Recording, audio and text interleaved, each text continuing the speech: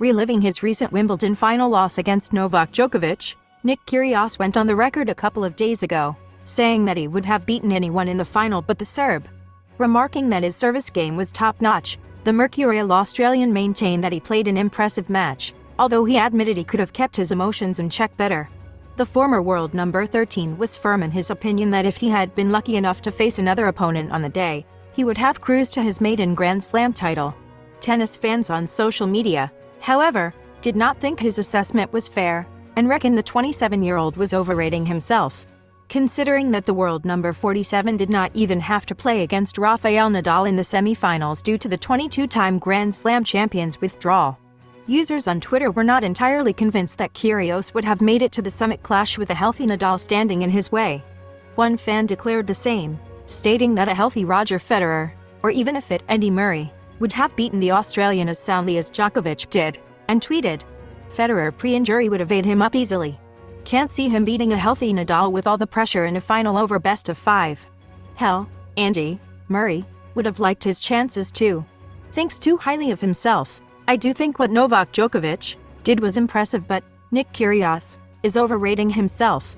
Another fan, on the other hand, agreed wholeheartedly with the world number 47, claiming that if not for the 21-time Grand Slam champion's otherworldly return capabilities, he would have definitely fallen in the final.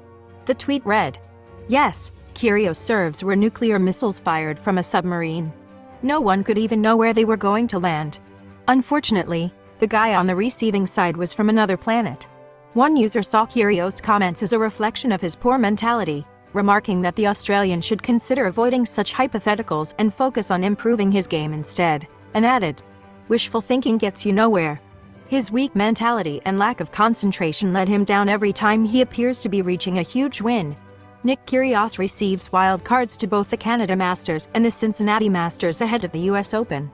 Following Wimbledon, Nick Kyrgios was scheduled to play in the Atlanta Open this week, but pulled out at the last minute due to a knee injury. However, he has reached the semi-finals in doubles alongside Thanasi Kokkinakis, with a shot at going even further. The Australian will next play the City Open in Washington as well as the Twin Masters 1000 events in Montreal and Cincinnati in August, where he has received a wild card into the main draw. From there on, his next stop will be the US Open at the end of the month, a tournament where he has not reached the second week to date.